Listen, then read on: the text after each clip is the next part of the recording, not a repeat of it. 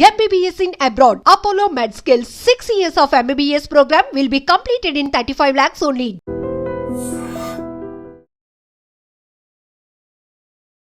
నమస్తే, welcome back to IT media. నేను మీ Jhansi. So ప్రస్తుతం అంతా ఉన్నారు ఆంఫై రిజిస్టర్డ్ మ్యూచువల్ ఫండ్ డిస్ట్రిబ్యూటర్, అలాగే ఏఐఎఫ్ డిస్ట్రిబ్యూటర్ బొనిగెల సాల్మన్ గారు. సో స్టాక్ మార్కెట్ గురించిన కొన్ని డీటెయిల్స్ తెలుసుకుందాం. Hi sir. హాయ్ అమ్మ ఝాన్సీ. సో మీరు స్టాక్ మార్కెట్లో ఇన్వెస్ట్మెంట్ చేయాలి అన్నప్పుడు ఈక్విటీ మ్యూచువల్ ఫండ్స్ ద్వారా చేయొచ్చు అన్నారు. సో అది ఎలా చేయాలి ఏంటి అనేది ఈరోజు మాట్లాడుకుందాం. Indirect way of investing in stock market equity mutual funds. ఇండైరెక్ట్గా స్టాక్స్లో ఇన్వెస్ట్మెంట్ చేయడమే ఈక్విటీ మ్యూచువల్ ఫండ్స్. డైరెక్ట్ అంటేనేమో డిమాట్ అకౌంట్ తీసుకొని కొనుక్కుంటాం. అక్కడ రిస్క్ ఉంటుంది, ప్రజలకి కొంచెం రీసెర్చ్ ఎక్కువ చేయాలి, టైం ఉండదని మనం ఏం చెప్పామంటే లాస్ట్ ఎపిసోడ్లో ఇండైరెక్ట్ వేగా డైవర్సిఫైడ్ ఈక్విటీ మ్యూచువల్ ఫండ్స్ అంటే 15 రంగాలు, 50 స్టాక్స్, 50 నుంచి 70 స్టాక్స్లో మీరు ఇన్వెస్ట్ చేస్తారు. సో ఇది కంపెనీస్లో ఓనర్షిప్. సో దీన్ని మనం ఏం చెప్తున్నాం అంటే అమ్మ ఝాన్సీ, 2 రకాలుగా ఇన్వెస్ట్ చేయొచ్చు. కొంతమందికి రెగ్యులర్ ఇన్కమ్ ఉండదు, కానీ ఒక లంసమ్ ఉంటుంది. 1 లక్ష కావచ్చు, 5 కావచ్చు, 10 కావచ్చు, 50 లక్షలు, ₹1 కోటి, what ever it may be, 5,000 నుంచి ఎంతైనా లంసమ్ అంటే ఎఫ్డి లాగా. బ్యాంకులో ఎఫ్డి అంటారు, ఇక్కడ లంసమ్ అంటారు. దాన్ని ఒకటేసారి చేసేదాన్ని లంసమ్ అంటారు. ఒకసారి లంసమ్ చేసిన తర్వాత మళ్ళీ మీ దగ్గర డబ్బులు ఉన్నప్పుడు యాడ్ చేసుకోవచ్చు. దీన్ని లంసమ్ ఇన్వెస్ట్మెంట్ అంటారు. ఓకే, ఇది ఒక పద్ధతి. రెండో పద్ధతి ఏంటంటే ఎస్ఐపి, సిప్ అంటారు, సిస్టమాటిక్ ఇన్వెస్ట్మెంట్ ప్లాన్. ఎస్ అంటే సిస్టమాటిక్, ఐ అంటే ఇన్వెస్ట్మెంట్, పి అంటే ప్లాన్. ఇది చాలా బహుళ ప్రాముఖ్యత పొందింది. ఇది ఎందుకని బహుళ ప్రాముఖ్యత పొందింది? అందరి దగ్గర లంసమ్ డబ్బు ఉండదు. ఓకే, అవును. చిన్న చిన్నగా small drops make big ocean. కొంచెం కొంచెం కొంచెం కూడబెట్టుకుంటే ఒక 10 ఏళ్ళకి, 15 ఏళ్ళకి, 20 ఏళ్ళకి మనం కట్టే డబ్బు డీసెంట్ అమౌంట్ అవుతుంది. దానివల్ల రిటర్న్ వచ్చే డబ్బు, పవర్ ఆఫ్ కాంపౌండింగ్ వల్ల రిటర్న్ వచ్చే డబ్బు కూడా పెద్ద డీసెంట్ అమౌంట్ అవుతుంది. సో డైవర్సిఫైడ్ ఈక్విటీ మ్యూచువల్ ఫండ్స్లో మీరు ఇండైరెక్ట్ వేలో స్టాక్ మార్కెట్లోకి రావడానికి అవకాశం ఉంది. దాంట్లోకి 2 రకాల పద్ధతులు, లంసమ్ ఒకటి, ఎస్ఐపి సిస్టమాటిక్ ఇన్వెస్ట్మెంట్ ప్లాన్ ఒకటి కదా. ఓకే, అసలు ఈ ఎస్ఐపి అంటే ఏంటి? అంటే ఎంత పే చేసుకోవచ్చు? మినిమం ఎంత పే చేసుకోవచ్చు, మ్యాక్సిమం ఎంత ఇన్వెస్ట్మెంట్ చేయొచ్చు? మంచి క్వశ్చన్ అమ్మా. 10,000 శాలరీ వచ్చే వాళ్ళు ఇన్వెస్ట్మెంట్ చేసుకోవచ్చా? మంచి క్వశ్చన్ అడిగావమ్మా. చూడు, ఎస్ఐపి అంటే systematic investment plan. Okay okay అమ్మా. ఎవరైనా ఎస్ఐపిలో మీరు ఇన్వెస్ట్మెంట్ చేసుకోవచ్చు. మన దేశంలో ఉన్న వాళ్ళు కానీ బయట ఎన్ఆర్ఐలు కూడా చేయొచ్చు. కొన్ని సంస్థలు కొన్ని రిస్ట్రిక్షన్స్ ఉన్నాయి. అమెరికా, కెనడా పీపుల్కి కొన్ని రిస్ట్రిక్షన్స్ ఉన్నాయి. సో మనకి జీతంతో సంబంధం లేదు, 10,000 వచ్చే వాళ్ళైనా ఇన్వెస్ట్మెంట్ చేసుకోవచ్చు. ఎస్ఐపి కొన్ని మ్యూచువల్ ఫండ్ సంస్థలు నెలకి ₹100 కూడా ఆఫర్ చేస్తున్నాయి. ఎస్ఐపి మీరు నెల నెల కట్టుకోవచ్చు, ప్రతిరోజు కట్టుకోవచ్చు, 15 రోజులకు ఒకసారి కూడా కట్టవచ్చు, 3 నెలలకు ఒకసారి, ఇయర్లీ కూడా కట్టుకోవచ్చు. Systematic investment plan. Systematic investment plan అంటే ఒక క్రమ పద్ధతిలో క్రమానుగుణంగా కట్టేదాన్ని, సిస్టమాటిక్గా కట్టేదాన్ని ఎస్ఐపి అంటారు. అయితే ఇదేంటంటే క్యాష్ కట్టడం ఉండదు, మీ అకౌంట్ నుంచే డెబిట్ అయ్యేలాగా మనం మ్యూచువల్ ఫండ్ సంస్థలకి ఆటో డెబిట్, అది ఫిజికల్గా మ్యాండేట్ ఇవ్వచ్చు, లేదంటే డిజిటల్గా కూడా మ్యాండేట్ ఇవ్వచ్చు. మీ అకౌంట్ నుంచి డబ్బులు మ్యూచువల్ ఫండ్ సంస్థలు డెబిట్ అయ్యేలాగా మీరు మ్యాండేట్ ఇస్తారు. మీరు ఏ డేట్ అయినా పెట్టుకోవచ్చు, 1 నుంచి 28 వరకు, 1 to 28 వరకు ఏ డేట్ పెడితే ఆ డేట్కి ఆటోమేటిక్గా డెబిట్ అయ్యేదాన్ని సిస్టమాటిక్ ఇన్వెస్ట్మెంట్ ప్లాన్ అంటారు. ఓకే, సో ఈ ఎస్ఐపిలో నా దగ్గర ఒక 10,000 ఉన్నాయి, నేను ఇన్వెస్ట్మెంట్ చేశాను, నెక్స్ట్ మంత్ నా దగ్గర లేవు అంటే ఒక్క 1 మంత్ ఇన్వెస్ట్ చేయగలిగాను నేను, అప్పుడు ఎలాగా వస్తాయా ఆ మనీ మనకి? చూడమ్మా, ఎస్ఐపి అంటే సిస్టమాటిక్ ఇన్వెస్ట్మెంట్ ప్లాను. ప్రతి నెల కట్టాలి. మీరు ఫస్ట్ మంత్ కట్టారు, సెకండ్ మంత్ అకౌంట్లో మీ దగ్గర డబ్బు లేదు, మీరు బ్యాంక్కి ఏమైనా మ్యాండేట్ ఇచ్చారు? ప్రతి నెల మీ అకౌంట్ నుంచి ఒక 10,000 డెబిట్ అవ్వాలని మ్యాండేట్ ఇచ్చారు. 10,000 కావచ్చు, 1,000 కావచ్చు, whatever the amount maybe. మీ దగ్గర లేదు అంటే ఏంటంటే మీరు డిస్హానర్ అయ్యారు, బౌన్స్ అవుతుంది. ఇది నథింగ్ బట్ చెక్ బౌన్స్ లాగానే. సో మ్యూచువల్ ఫండ్ సంస్థలు మీ మీద ఏం పెనాల్టీ వెయ్యవు. మ్యూచువల్ ఫండ్ సంస్థలు ₹1 కూడా ఎక్స్ట్రా తీసుకోవు. కానీ ఆర్బీఐ రూల్స్ ప్రకారం మ్యాండేట్ ఇచ్చిన తర్వాత బౌన్స్ అయితే బౌండ్ ఛార్జెస్ పడతాయి. ఓకే, ఎంత పడచ్చు అప్రాక్సిమేట్గా?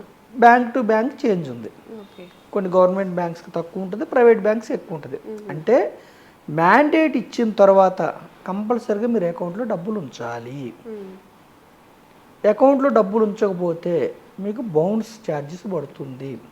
అది ఎవరు వేస్తారు? మ్యూచువల్ ఫండ్ సంస్థలు వేయవు, బ్యాంక్స్ వేస్తాయి రూల్స్ ప్రకారం.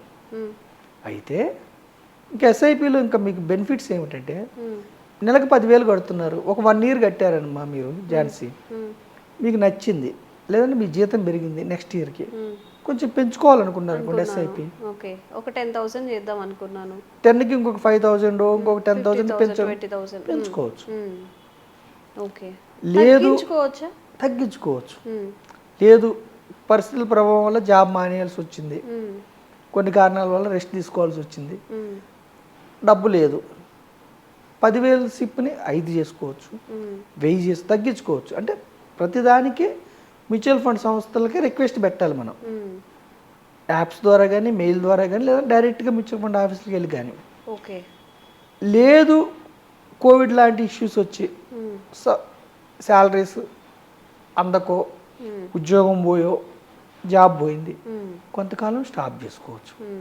ఓకే, అయితే ఇక్కడ డౌట్ ఏమిటంటే ఝాన్సీ గారు మీరు అడిగారు, ఒక్క నెల కట్టారు ఒక వ్యక్తి, ఒక్క నెల సిప్ కట్టాడు, ఒక 10,000 కట్టాడు, అయినా ఆ 10,000కి మీకు యూనిట్స్ వస్తాయి. మ్యూచువల్ ఫండ్స్లో ఏమంటారంటే స్టాక్స్ అనకుండా యూనిట్స్ అంటే స్కీమ్ పేరు మీద స్టాక్స్ ఉంటాయి, యూనిట్స్గా మలిచి మీకు యూనిట్స్ ఇస్తారు.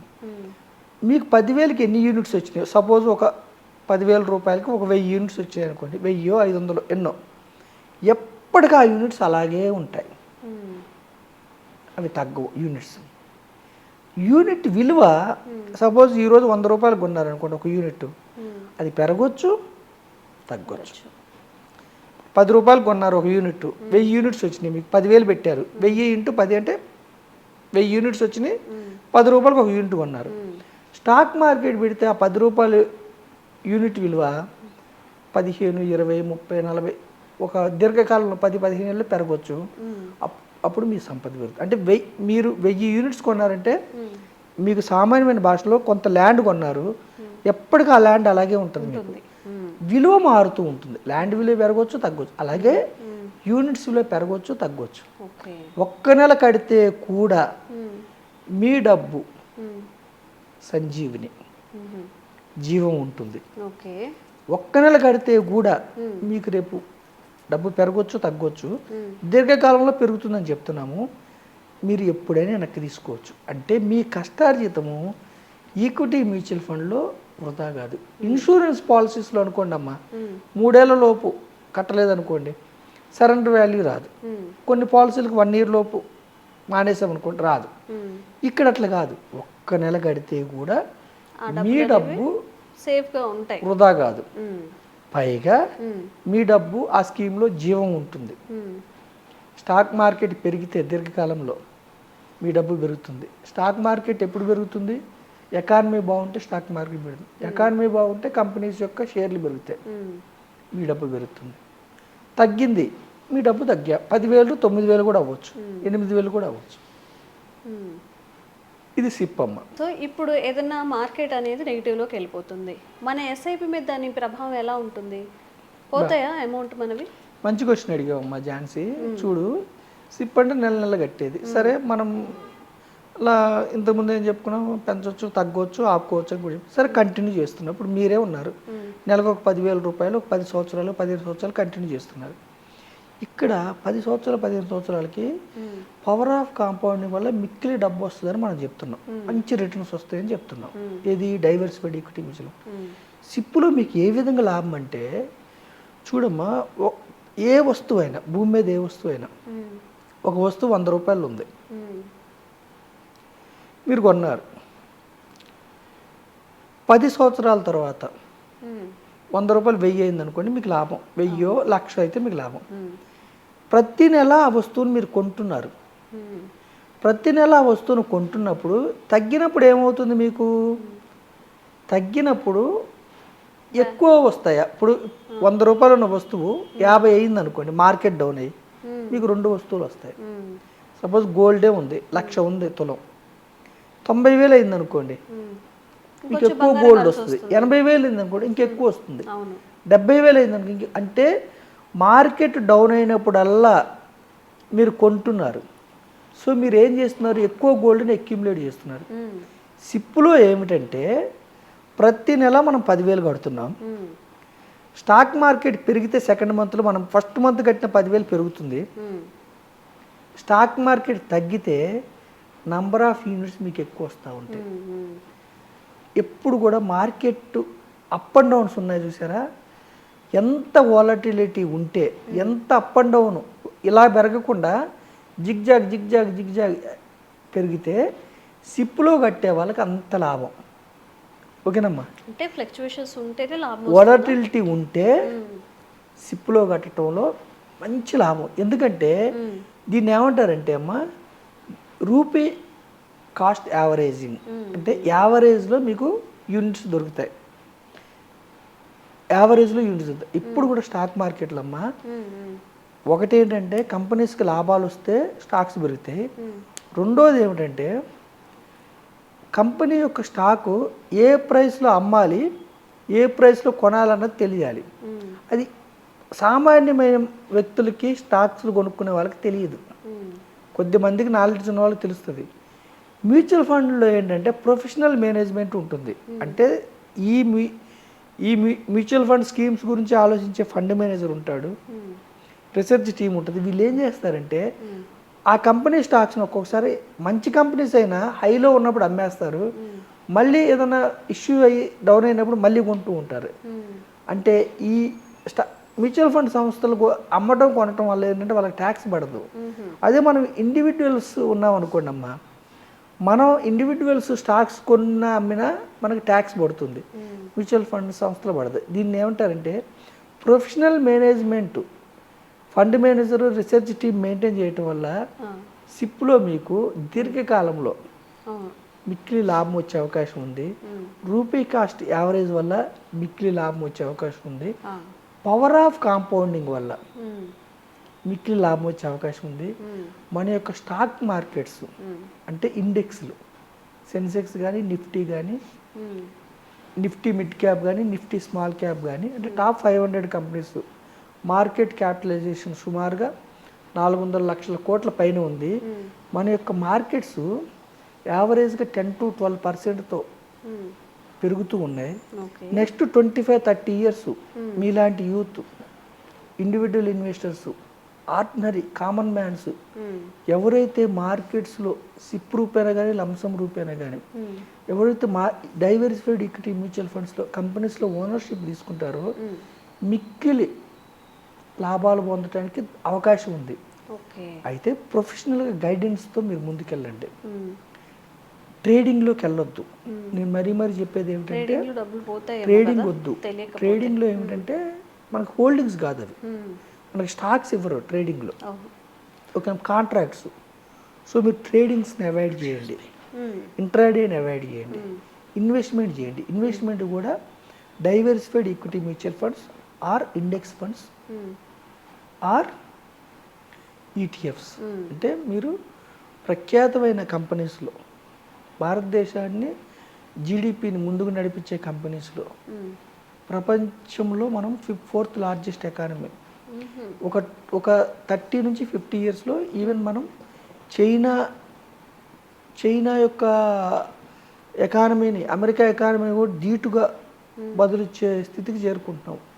ఈ యొక్క కంపెనీ ఓనర్షిప్ని మీరు జాగ్రత్తగా తీసుకొని ముందుకెళ్ళి ధనం సంపాదించుకోమని నేను మీ ద్వారా సిప్ రూపేణ, చిన్న వ్యక్తులైతే సిప్ రూపేణ 100 రూపాయలతో కూడా స్టార్ట్ చేయొచ్చు, లేదంటే లంసమ్ రూపేణ.